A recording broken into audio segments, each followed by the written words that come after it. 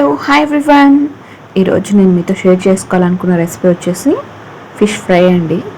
చాలా టేస్టీగా ఉంటుంది. ఒకసారి ఇలా చేసి చూడండి. ముందుగా ఒక ప్లేట్ తీసుకొని 3 టేబుల్ స్పూన్స్ అల్లం వెల్లుల్లి పేస్ట్ వేయాలండి. నేను అల్లం వెల్లుల్లి పేస్ట్ ఇంట్లోనే ప్రిపేర్ చేసుకుంటాను. మీకు ఆ రెసిపీ కావాలంటే కింద లింక్ ప్రొవైడ్ చేస్తాను, ఒకసారి చూసి మీరు కూడా ట్రై చేయండి.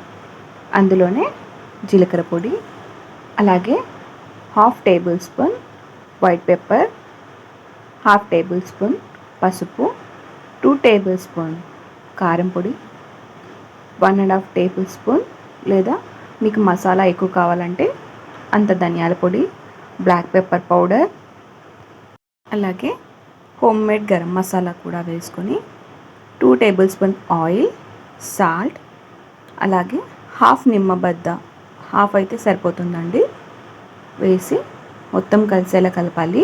నేనైతే ఇంట్లోనే గరం మసాలా ప్రిపేర్ చేసుకుంటానండి.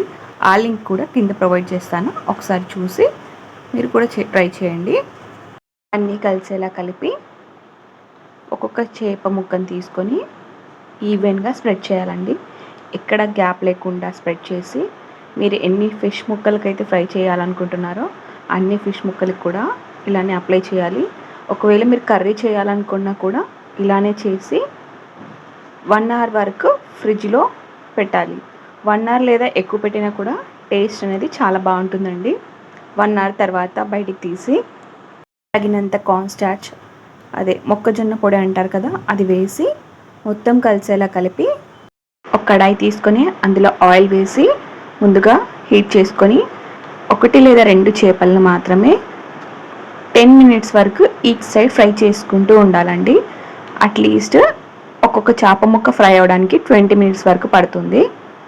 ఇలా మొత్తం ఫ్రై చేసుకున్న తర్వాత కాస్త కరివేపాకు, మిర్చిని కూడా ఫ్రై చేసుకొని వేసుకొని తింటే చాలా బాగుంటుందండి.